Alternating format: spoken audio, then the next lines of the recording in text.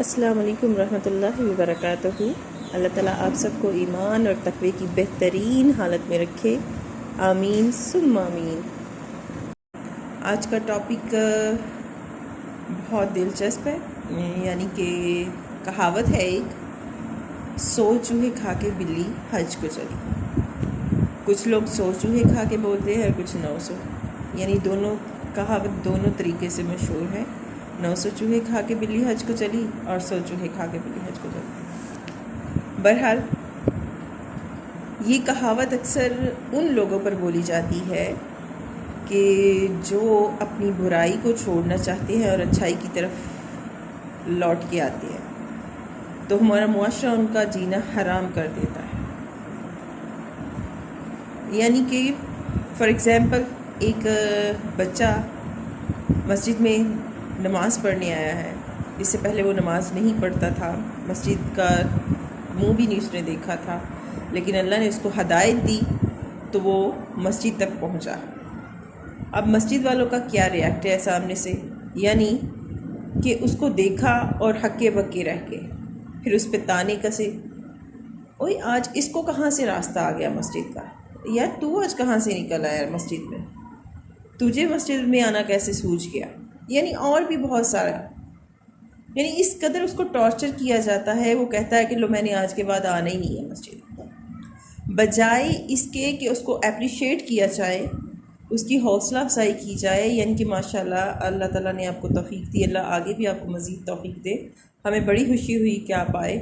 آپ ہمارے ساتھ نماز پڑھیے، اور باقی بھی کوشش کیجیے گا کہ مسجد میں آ کے نماز پڑھے، اس کو مزید دین کا علم اور تھوڑا دیا اور خدا کی محبت یاد دلائی، اس کی حوصلہ افزائی کی۔ پر نہیں، ہم نے کیوں سدھرنا ہے؟ ہم نے نہ سدھرنا ہے نہ سدھرنے دینا ہے۔ ہم نے اس کو کہنا ہے کہ ہاں جی یہ مسجد میں پڑھا جاتا ہے، یہ 4 دن وہ مسجد میں جانا شروع ہوا اور لوگوں نے یہ کہنا شروع کر دیا اپنوں نے۔ خیر باہر کے لوگ تو کم ہی انٹرفیئر کرتے ہیں، لیکن جو اپنے ہوتے ہیں، اپنے دوست احباب رشتہ دار، وہ ہی نہیں وہ کہنا شروع کر دیتے ہیں اب تو یہ بڑا مسجد میں جاتا ہے، بڑا وہ نمازی پرہیزگار بنا ہوا ہے، یہ تو پہلے ایسے کیا کرتا تھا، اس کی تو صحبت ہی نہیں تھی اچھی، اس کے دوست اتنے لفنڈر تھے، یہ خود بہت لفنڈر تھا، یہ تو اس طرح کی حرکتیں کرتا تھا، ایون ویلنگ کرتا تھا، اور بہت کچھ اس کے ایب نکول کے اس کے سامنے لا کھڑے کر دیے۔ ٹھیک، اب وہ بیچارہ کہے گا کہ میں اللہ کے راستے پہ چل ہی پڑا ہوں، تو اب یہ لوگ مجھے میرا بیک گراؤنڈ یاد کروا رہے ہیں۔ وہ آگے بڑھنے کی بجائے وہیں پہ سٹاپ ہو جاتے ہیں، وہ پھر وہی اسی دلدل میں جا گرتا ہے۔ تو پھر اس کے ذمہ دار جو ہے نا وہ لوگ ہوتے ہیں جو اس کو اس برائی کی طرف واپس پلٹنے پہ مجبور کرتے ہیں، پھر وہ انسان کم ذمہ دار ہوتا ہے۔ پھر لوگ ایسے ایسے تانے کسیں گے، پھر کہیں گے 900 چوہے کھا کے بلی حج کو چلی، یا 100 چوہے کھا کے بلی حج کو چلی، اسے تو بڑا اللہ یاد آ رہا ہے، کبھی یہ ایسے ہوتا تھا، کبھی ایسے ہوتا تھا۔ اگر غلطی سے کوئی لڑکی حجاب کرنا شروع ہو گئی، یا پہلے وہ دوپٹہ بھی نہیں پہنتی تھی، لیکن اللہ نے اس کو ہدایت دی، وہ حجاب کی طرف آ گئی، حجاب سے پھر پردے کی طرف آ گئی، اس کا بھی جینا محال کر دیا رشتہ داروں نے۔ اب یہ کیا ہے یار، تم کیوں حجاب کر کے آ کے ہمارے درمیان بیٹھ رہی ہو، ہمیں بھی شرمندہ کروا رہی ہو، کیا منہ ڈھانپا ہوا ہے، کچھ نہیں ہوتا، مطلب اس کو پردے کو نیچے کرو۔ ایسے مطلب اس کے اوپر سوالاتوں کی بچھاڑ ہو جائے گی، ایسے اس کے اوپر الفاظوں کی بچھاڑ ہو جائے گی، اس طرح کے تیر برسانا شروع کر دیں گے کہ بس وہ کہتی ہے کہ ہاں میں نے لوگوں کے درمیان اٹھنا بیٹھنا ہی چھوڑ دیا۔ یعنی لوگ اپنی شرم محسوس کریں گے کہ یہ پردہ کر کے ہمارے درمیان میں آ کے بیٹھ کے، یہ پارٹی ہے یار، شادی ہے، اس میں انجوائے کریں، یہ کیا بن کے آ گئی ہے، بجائے اس کو اپریشیٹ کرنے کے اور خود شرمندہ ہونے کے، یار وہ دیکھو ماشاءاللہ اللہ تعالیٰ نے اس کو ہدایت دی تو وہ اللہ کی راہ پہ چل نکلی،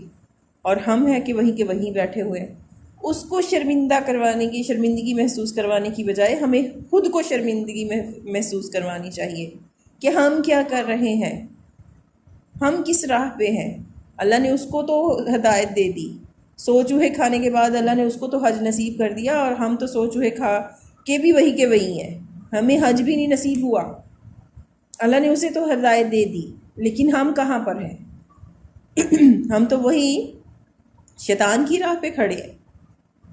ہمیں خود کو شرمندگی محسوس کروانی چاہیے خود کو احساس دلانا چاہیے کہ اللہ نے اسے ہدایت دی، وہ دیکھو کتنی اچھی ہو گئی ہے یا کتنا اچھا ہو گیا، اس نے اپنا سارا مطلب پیچھے جو وہ کرتے رہے ہیں انہوں نے سب بری عادتیں چھوڑ کے اچھی عادتیں اپنا لی ہیں ماشاء اللہ سے۔ اللہ تعالیٰ اور انہیں توفیق دے، انہیں اس طرح اپریشیٹ کریں تاکہ وہ مزید آگے بڑھے اور مزید اچھے کام کریں، مزید اللہ کے قریب ہوں، اللہ کے قرب کو پائیں، اللہ کے نیک بندے بنیں اور ہمارا معاشرہ سدھرے۔ یہ معاشرہ ایسے ہی نہیں سدھرتا، اس کو سدھارنا پڑتا ہے۔ کیسے؟ ظاہر ہے ہم اپنے آپ سے شروع کریں گے، ہم ہی تو معاشرہ ہیں۔ ہم اپنی برائیوں کو چھوڑیں گے، اچھائیوں کو ایکسیپٹ کریں گے، اچھائیوں کی طرف چلیں گے، تو ہم سے ہماری اولاد، ہماری بیوی بچے، ہمارے اہل و عیال سیکھیں گے۔ ہم ان کی جب اپنی اولاد کی اپنی نسل کی پرورش اسلامی طرز عمل پہ کریں گے تو ہی ایک اسلامی معاشرہ تنظیم جو ہے وہ قائم ہوگی، ورنہ تو نہیں۔ ورنہ دیکھ لیں کس قدر گمراہی جو ہے وہ عام ہو چکی ہے، کس قدر ہم پہ ظالم حکمران آ چکے ہیں، کس قدر ہم مشکل زندگی گزار رہے ہیں۔ لیکن اگر ہم اللہ کی راہ پکڑ لیں تو ہماری زندگی آسان ہو جاتی ہے، ہماری مشکلات وہیں پہ دم توڑ دیتی ہے جب ہم اللہ کی راہ پہ نکل پڑتے ہیں۔ اللہ کی راہ میں جو دوسری مشکلات ہیں نا وہ ضرور ہیں، لیکن یہ جو ہم نے خود پیدا کی، خود ساختہ مشکلات ہے، یہ ختم ہو جاتی ہے کہ میں نے یہ بھی کرنا ہے، وہ بھی کرنا ہے، جو دکھلاوا ہے، یہ سب کچھ ختم ہو جاتا ہے۔ تو جب آپ کسی کو دیکھیں کہ وہ اللہ کی راہ پہ چل پڑا ہے تو اس کو دوڑانے کی کوشش کریں اللہ کی راہ میں، کیونکہ چلنے والے سے دوڑنے والا زیادہ بہتر ہے۔ تو جب کوئی اللہ کی راہ پہ چلا ہے تو اس کو اپریشیٹ کیا کرے کہ اللہ کا شکر ہے کہ یار اس نے پیچھے اپنی سیاہی تو ختم کی۔ اب دیکھیں قرآن پاک میں اللہ تعالیٰ فرماتے ہیں کہ میں اپنے بندے کے سارے گناہ معاف کر دیتا ہوں۔ اگر انسان اللہ کے حضور جھکتا ہے، اپنے گناہوں پہ شرمندہ ہوتا ہے، تہہ دل سے آنسو بہاتا ہے، اللہ سے معافی طلب کرتا ہے تو اللہ تعالیٰ سے اسے اسی وقت معاف کر دیتا ہے، چاہے اس نے قتل کیا ہو، چاہے اس نے رہزنی کی ہو، چاہے اس نے مطلب لوگوں کی عزتیں خراب کی ہو، چاہے اس نے لوگوں کی عزتیں خراب کی ہو، چاہے اس نے مطلب کہہ لے کہ قتل کیا ہو، زنا کیا ہو، اس نے سود کھایا ہو، رشوت کھائی ہو، جس وقت اس کو احساس ہو گیا، اللہ کے حضور جھک گیا، اللہ سے رو کے معافی طلب کی اور اپنی ساری غلطیوں کو اس نے پس پشت ڈال دیا، لوگوں سے معافی طلب کر لی، اللہ سے کر لی، اپنی راہ کو چھوڑ دیا، بری راہ کو تہہ دل سے ارادہ کر لیا، بس اللہ نے بھی اسے اسی پل معاف کر دیا، اس کی نئی زندگی شروع۔ تو جب اللہ تعالیٰ اتنے بڑے گناہ معاف کر دیتا ہے، سوائے شرک کے اللہ تعالیٰ اتنے بڑے گناہ معاف کر دیتا ہے، تو پھر یہ تو کوئی چیز ہی نہیں ہے